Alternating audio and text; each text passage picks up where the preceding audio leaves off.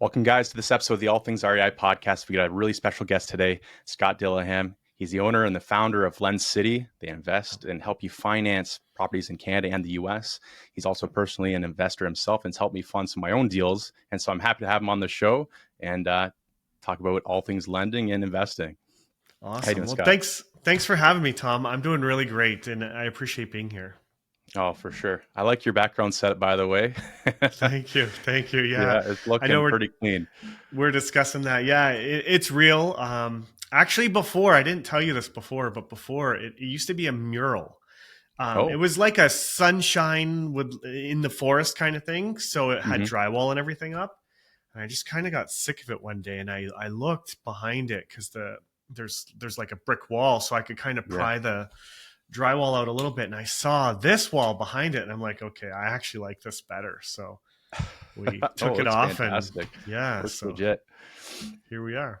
Yeah. So I guess maybe you can dive a little bit more into your own introduction here. Like, when did you start Lend City, and kind of what differentiates you a little bit from other lenders? Yeah, Because I'm sure people want to know and potentially use you to fund their future deals as well. yeah. So I'll make sort of a long story short. I was working at the bank, and when you're at the bank, they want you to hit all these different targets. Like I had to sell GICs and bank accounts and all this stuff. And when I started there, I had already owned 3 rental properties. So I was very heavy into all these other investments don't make sense. Like, why would I sell an investor a GIC for 1 or 2% interest when they could get Those are way terrible. more in real estate? So Hmm. I was heavily focused on mortgages. And the bank actually brought me in and they put me on an improvement program, and they said, if you don't sell the other products, we have to terminate you. Like, and I'm dead serious. So it was crazy. Wow. So then the bank had an opening for a mortgage advisor position, because at that time I kind of did everything like a financial advisor. Hmm. So then I saw the mortgage thing and I'm like, this is what I love, so I'm doing that. And so I jumped into that. I quickly became one of the bank's year after year like top 5. When I left, I was number 2 in the country, Wow. for this bank. Ironically, actually, I found out just this week they had to hire a retention specialist when I quit, so they didn't lose all that business that I did, because they thought I was going to bring it with me. So Oh, it's kind really? of flattering, right? Like, wow, they Yeah, actually because you're hired so a critical to the business. yeah. So I didn't know that until now, and knowing that, right, I should have been more aggressive in getting those clients over, but it is what it is. But Yeah. so what happened though is at the bank, what I loved is initially it was unlimited rental properties that they could finance. Then Hmm. they went down to 10. Then they went down to 5. So once they hit 5, it was game over. Like at that point in time, I had 8 and they were all financed with the bank. So because I had 3 over their limit, I couldn't refinance or adjust anything. They Yeah, said, you're kind no, of that's stuck. like, yeah. So I'm like, well, this is my client base as investors, so I'm leaving. So I started Mm. LendCity. So we had, more options. And then kind of at the tail end of COVID, I think some of it's political, but people started bringing their money from Canada to the States. And not everybody, but some people were like, we're done here. We want to invest over there. It's more friendly over there. And so when that started happening, because I'm dual citizen, I was like, well, I don't want to lose customers, right? Mm. Because like I'll just set up over there. And that's what we did. We opened up over there. So it's been a few years now, and obviously you have to learn and grow. And I feel we're at a spot now where we're really rock star, solid, with our lending options. But that's sort of the 15-year journey in about 3 minutes. Oh, you summarized it pretty well. And that's interesting too, the fact that you saw a gap that needed to be filled with the US lending portion. I know a lot of the listeners here are interested in getting over to the States. So it's cool to hear that you're now cemented over there. I guess Yeah. what what are some maybe concerns that people have with lending over in the States as a Canadian, and maybe what are some of the things that they can do to mitigate those concerns? That you can kind of reassure them, hey, it's not that bad, or it's not that Yeah. difficult, I should say. Yeah, well, and you're right. The financing, so there's 2 major concerns. The financing, which I'll address in 1 second, and then it's like, how do I do this, right? Maybe I'm Hmm. too busy and things like that. But for the financing, it's quite simple. We look at the property, we look at the income that it generates. And if the property can cover itself, then you have an approval. The Hmm. loan to values differ, right? It's not a flat amount. It does differ based on the cash flow of the property, right? Like if it's got weak rents and it only covers for a 50% loan to value mortgage, that's what you're going to get. So in my mind, right? Like why buy that property? There's got to be something better, right? Or maybe you can turn it over, right? Not saying that you can't, but if it's like, if that's the top rents and it doesn't cover, get something different, right? And Yeah. then if it does cash flow, you can get up to 75% financing without any US history, credit score, or anything. If you're a Canadian who's listening to this and maybe you live in a cross-border city like we do, and you've got a green card, that type of thing, those LTVs, if you have visas or green cards, can go higher. They can go to about 85% Oh, on wow. a regular purchase, not a fix and flip loan like those. The LTVs tend to be a little bit higher, but Hmm. on a regular, like I'm buying this property turnkey, it's 75 is the max, or 85 would be the max if you have some type of US citizenship. But that's it. No credit needed, no income needed. It's literally based on the property, and that's it. It almost sounds like it's too good to be true. Like Yeah. people don't Much think it's simpler than real. over here. Yeah, but it's real. It's totally real. Wow. And I know from experience too, you said, or you've educated me before saying the more deals you do in the US, the more experience you gain. And then you have some lenders, correct me if I'm wrong, that can give you slightly better terms or better rates as well. Maybe that's more on the Yep. fix and flip side, but I'm sure you have Yep. lenders for everything. Excuse me. Yes, you're right. You nailed it. Um, it is for the fix and flip lenders. The more flips that you do, the higher the loan to value is, and the lower the interest rate is. Hmm. So we just priced one in Ohio. It's an 8 unit, and I know you know what your rate was, so you'll probably be shocked to hear this, but it came in at 9%. It Wow. was the investor's fourth property. They're funding about 90% of the purchase price and 100% of the renos. And the lender only has just a 1% fee. So it's like a rock star. Like it's a really good Yeah, that's loan. fantastic. Yeah. Yeah. For a fix and flip. Sure. And then obviously then you go back to your DSCR and those sort of things, like we were just talking earlier for your buy and Yeah. holds and your new builds and things like that.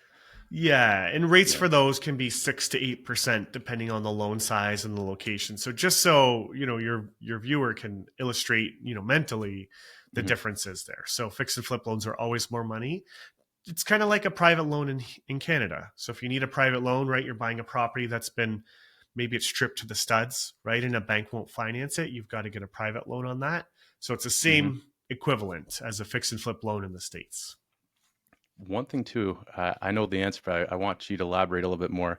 In Canada, we don't have very many options for lending. We have the five or so main banks and then a couple um, B and C lenders. But in the States, there's a lot more options. How do you get access to all these options, and how do you vet these options for the investors, Canadians coming to the US? Yeah, no, great question. So that was the hardest part of opening because there's Mm. so many lenders over there. We have access within our tools that we use to over 25,000 lenders, which is just massive, right? Where in Right. Canada, I think the total lenders in Canada is 200 or 300. Like maybe more if you count individual, I've got some money in my RSPs, right? Like if you're Hmm. counting individuals, it's going to be more. But from like institutions, like it's just drastically different. But it's hard to filter through. So we pay for access to these platforms where they do a lot of the due diligence and they Okay. confirm the lender's policies and guidelines. And it's quite expensive to be part of these Mm. platforms, but we do it for the data. And then it allows us, whenever a client has an application, right, we can shop around and find ultimately the best lender, right? So they're presenting us their rates, their terms.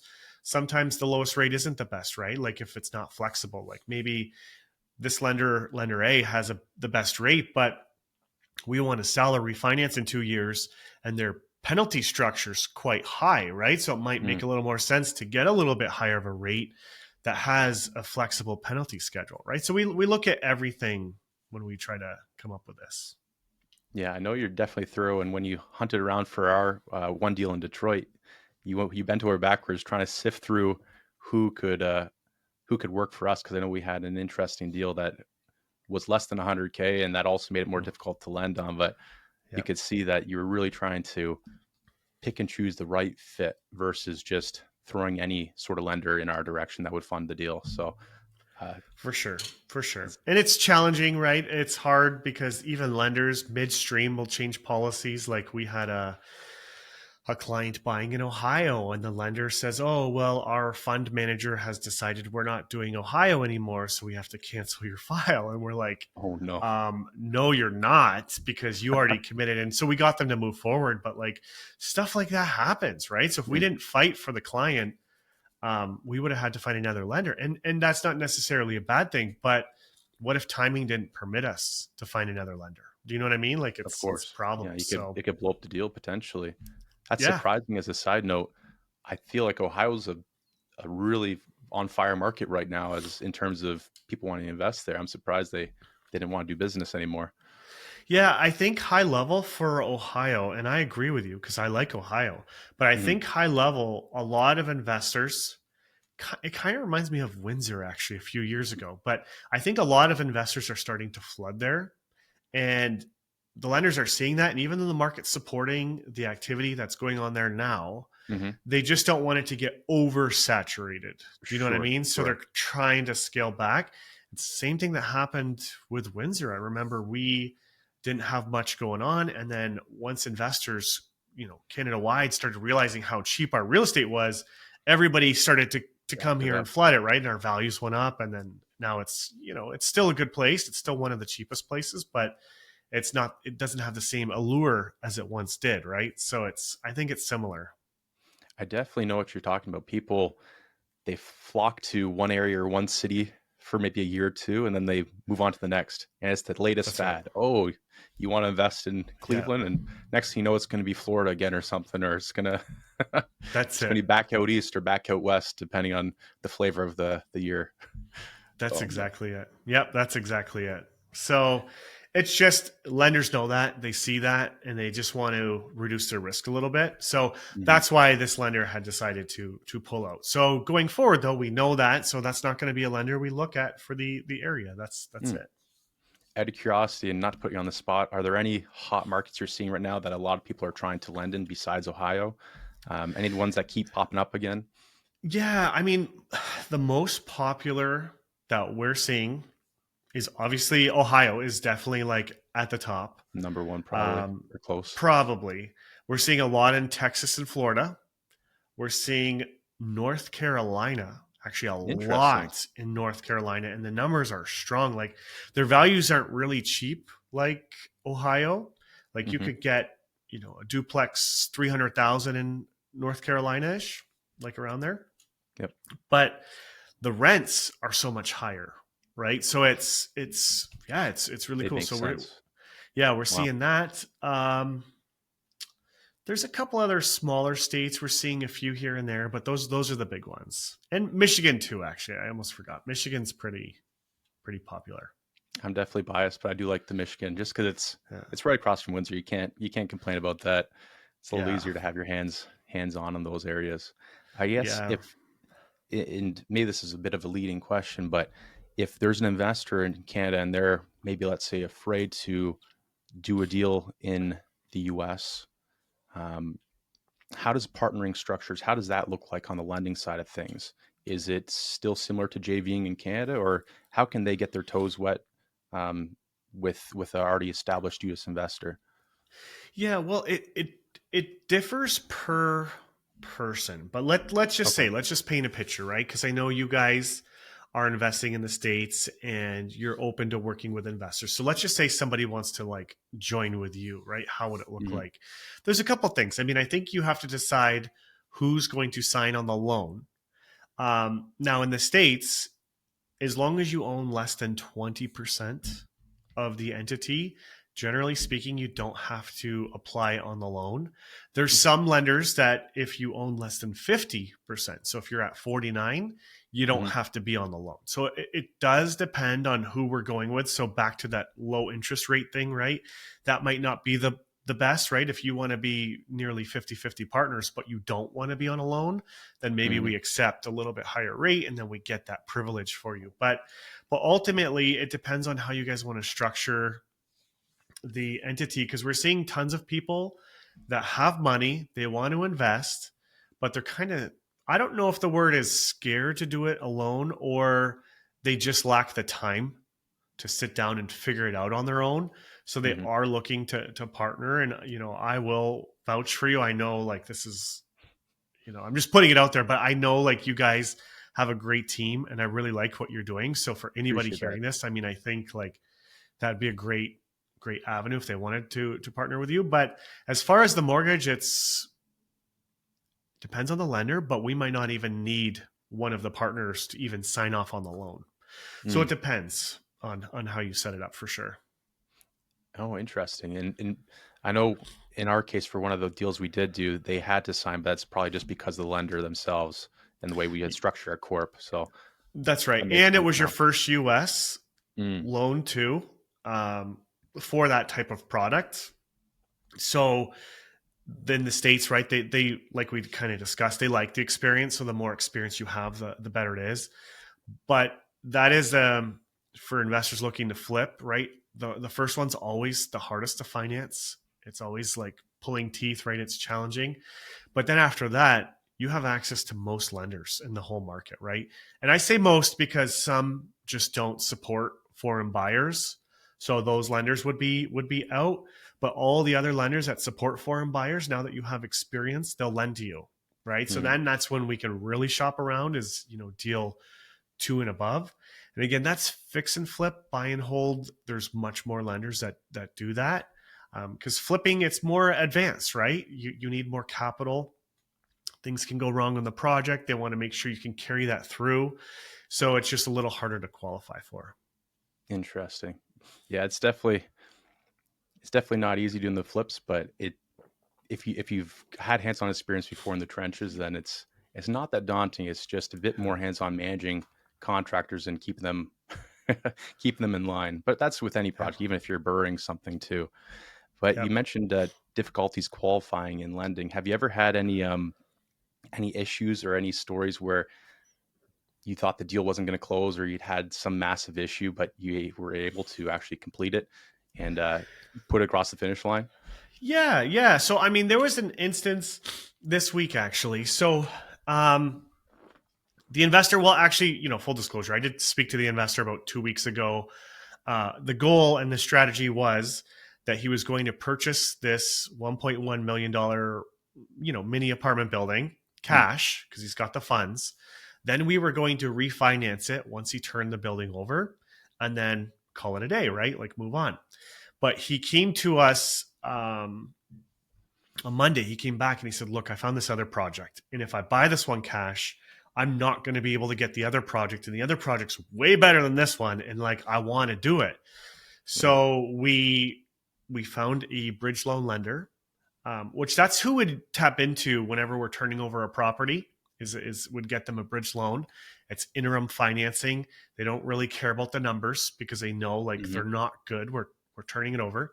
So we got them that lender, and it funded yesterday. I think it's closing today. Funded yesterday. Like the title Awesome. company sent the money, so we just have to close. So yeah, it's like within 1 week we did it, and it helped this guy. So now he can get this other project, and we'll still work with him on the refinance after to get.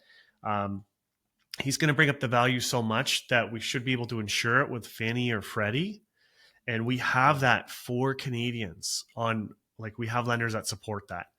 That was a big one too. When I got into this, all the lenders were saying, no, you can't get an insured loan as a foreign buyer, but 100% you can. It's just there's very few lenders that do that, but we've got them Wow. lined up. So that's the goal with this client, is we're going to get it there, and then he can get best rates in the market, 30 years amortization, and 80% financing when it's multifamily. That's super impressive, especially the speed Yeah. at which you closed. But I didn't. Yeah. Yeah. I was impressed too because the lender, they were like, I don't know if we can do this. And I'm like, yes, you can. And they did. Oh my So gosh. it worked. Yeah. And the point too, you mentioned, and I thought this wasn't the case, but I guess I learned something new. So Fannie and Freddie, which are the government insured loans, as Canadians, there's a way now that you found that we can actually get into those. Is That's right. There's is actually always been a way. really? It's just that the lenders don't like to do it. It's more paperwork and stuff for them to go through. Hmm. But we've got the lenders that do it, and they're nationwide too, which I really like because some in the States they're very localized. A lot Hmm. of the lenders. So we were able to find some key partners that are nationwide. So then no matter where the investor's going, like we've got them covered. Except North and South Dakota, actually. Everybody, all the lenders don't like North and South Dakota. I don't really know why. I've never looked into it. I just took it Really? at face value, but they don't like it. So Is it just? I wonder if it's just because it's the Midwest and there's no one there. I mean, maybe. hmm, Yeah. everyone's on a ranch. They're not in multifamily buildings. Yeah. Yeah. So I'm going to find out though. It's making me curious now that we're talking about it. I wonder then if they still do Alaska, that's even weirder. But who knows? Who Yeah, knows? they lend in Alaska, and we have lenders that'll do like Hawaii too, which is awesome.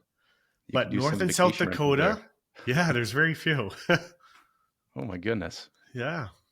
Is there any? Okay, now I'm just going down a little bit of rabbit hole, but is there anything you have to do to strictly qualify for these Fannie and Freddie? Is there a minimum value for the property to actually make it worth their while? Because some lenders, let's say, they don't want to lend on anything below 100,000 for flips, but for maybe Yep. these loans, they have to be over X amount. Or Yeah, so there's differences. So like Fannie and Freddie, if you look them up online, their minimum loan amount is 1 million. oof, Okay. But none of the lenders will do a loan for 1 million for foreign national because it's more paperwork. So the lenders that are willing to do it want the loan amount to be 2 million. So I think that's kind of why is they're willing to do it, go through that extra paperwork, but it's got to be a decent sized loan or they're not interested. So that's gotcha. kind of that's No, what I that find. that Yeah. no, that makes sense actually, because a lot of the Canadians too, for their first or second deal, they're not going into those massive properties. They got to start their training wheels first.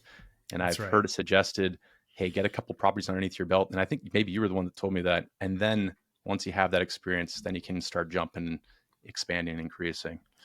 Yeah, it's I don't know if there's a term for it, but I call it like the doubling effect. That's kind of what they want to see, right? So like up to 4 units doesn't matter, you can buy whatever. But then if you want to buy eight, right? Like if you want to buy an eightplex, usually they want to see that you've had at least four, right? Hmm. If you want to buy 16, they want to see that you've had eight, right? So that's kind of how they look at it because we will get investors that, rent, in Canada and they want to buy 100 unit building over there. It's just not going to work. Hmm. They're going to just in principle, they're not even going to, even if you had the money, it's so they're kind of looking at that doubling effect. But had the Canadian owned a 50 unit building or close to, right, the 100 unit makes sense and they would consider it for sure.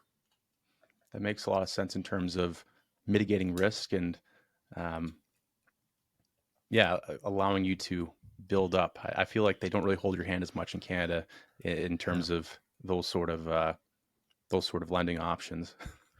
Yeah. And the other thing, too, that I think a lot of investors don't realize is when you get into the apartment buildings in the States, most of those loans are non recourse, meaning if you can't pay it and they have to repossess the property, you're off the hook. They're Hmm. not coming after you. Where in Canada, all of the loans are recourse based. So they're coming after you, right? So I think a lot of Canadians don't realize that. So they might get frustrated that, yeah, they're getting declined because they lack the experience. But that's why, is because they're willing to completely forgive the loan if you can't pay it, if they've approved it and funded it. Do you know what I mean? So they don't Hmm. approve it and fund it unless they think you're going to be successful at it. So that's why they do a lot more on the front end. I never realized that. Yeah. So that maybe that can calm some people's nerves as well, but obviously you want the experience Yeah, to that's back right. it up. That's right. Yeah, no one Yeah. wants to lose a property, but yeah, I mean that's why, right? The lenders are taking all the risk. Mm. Is there anything else? that maybe a Canadian needs to understand before they invest in the states that we haven't necessarily covered? We kind of talked about financing a little bit. We talked about potentially partnering. Um, Yeah. is there I mean, anything else? I think buying in an entity is important. In the US, litigation's high, right? Everyone wants to sue everyone for silly reasons. So you want to have an entity to protect yourself. We can close in the personal name, that's no problem, but you're exposing yourself. So I would say that. So obviously, speak to an accountant or a lawyer who can help set that up, because there are certain entities that if you set up the wrong one, you could face double taxation. So you Yeah. don't obviously want that. You got to set up the right flow. So it's called flow through. So the taxes that you pay in the States are recognized in Canada. So then you're not paying twice. Hmm. So you want to make sure that that's set up properly. So I think that's an important one. We have people even locally that do that. I'm sure you know people that do that, right? And so I think that's honestly step one, just to protect yourself. Um, I think that's important. It allows you to set up your bank account too, because a lot of the U.S. banks, like if you're just applying for a personal bank account, a lot of times they're like, "See you later." But if it's for a business, they're much more open to it, so it's easier without a U.S. address, because that's the key here, right? They for their equivalent to FinTrack and their requirements, they generally want a US address. But if it's a Hmm. business, a lot of the lenders can eliminate that, right? So then you can get that bank account. So then you can set up, your rents, your mortgage payments, like all that good stuff. Start building credit over there too, which that can help to improve your rates. But I think that's really the thing is get that entity set up. Um, Also, don't let the fear of analysis paralysis, essentially, Yes. because it's a Yeah. brand new market.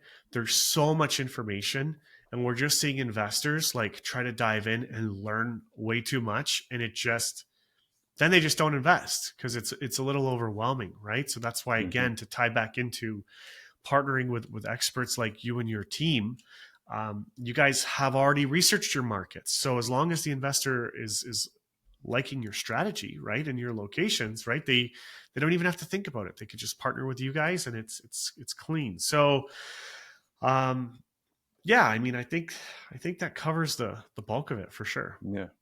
I would add too, not to hype you up too much or fill your head too much, but it does help when you have a good power team on your side as well. So without you lending on these deals, it would be much more difficult to have to source these lenders myself and do all that crap. So I appreciate you for for helping us out before, because definitely will in the future as well. So where can people find you, Scott? And I know you have a platform as well. Let people know, and then I'm also obviously going to put in the description. Yeah. So there's two main ways that people like to hear from us. So one is our website, which is just lendcity.ca. You can contact me directly through there. There's a booking link where you can book a strategy call with everybody on my team.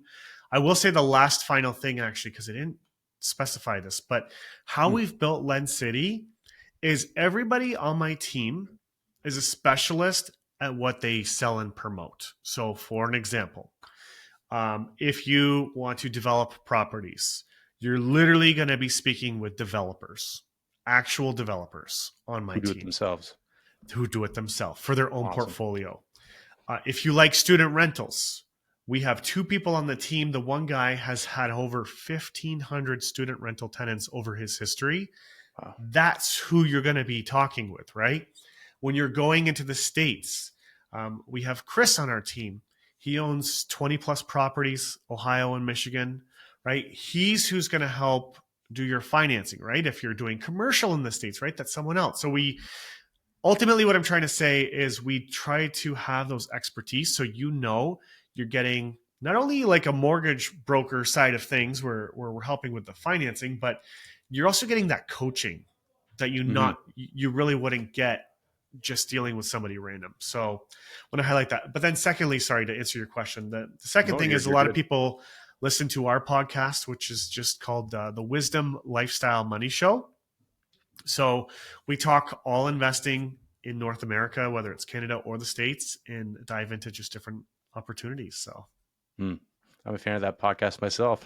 well, thank you. It's a good one. Yeah. I And appreciate I that. would like to add, I didn't realize now you have, I knew you were building the key players, but now you have the ball in place. So that's great. You can, in a way, hold their hand as they go. And then it's more repeat business as well. Because once they do well, they come back and you keep growing together. Yeah. That's right. That's right. And I'll say one final thing, because a lot of people are saying, well, why would we go to the States? We love Canada. And, so do I. Okay. Hmm. But it's all about opportunity. And I'm not necessarily saying go to the States and forget Canada or whatever, but I do want to highlight, like, I had an interview yesterday, and I won't say what bank this guy came from, but it was a credit union, and he did their commercial stuff for the past 15 years. Okay. So he came to me and he wants to work for us, but he doesn't want to do Canada. He actually wants to do the commercial in the States Mm. because he sees the writing on the wall. He sees more investment opportunities and stuff. So I'm like, you really don't want to do anything in Canada? Like, you have all this book of business you've built up over the years. Like, you just want to do US? And he's like, yep, I just want to do US. And I'm like, well then. So literally, like, because he sees the market, right, and where people are It's going. So shifting. so Yeah. money is going there. So I want to bring that out, because a lot of people are like, screw the States or whatever, like, for political reasons, or I don't know. But um, the fact of the matter is money's moving there, and you have bankers who are seeing this literally, Hmm. and that's why they want to work with us, so they can ride that train. So I just wanted to highlight that, No, because definitely. it's real. You do need to go where you're treated best. And Yep. even with, I think it's Bill 60 that just passed here to help a bit with Yep. the landlord tenants and stuff in Canada, it's still not quite enough. And so it's no surprise that people are flocking to the States and bring their capital there. But it's not to say you don't do lending in Canada either, because I know you still have people doing it here. That's right. So you have options for both. If you want US, you got US with Scott. If you want Canada, you also got Canada. That's the goal. And I invest, here. I'm going to be investing in the States very, very soon here, myself. So I'm going to keep that going in both countries. But yeah, I just wanted to highlight that money is moving there, because some people, like, when they hear we're doing the US, they're like, why would you do that? Nobody wants to invest over there. And I'm like, actually, yeah, there's a lot more people Yeah. than you think that want to invest over there.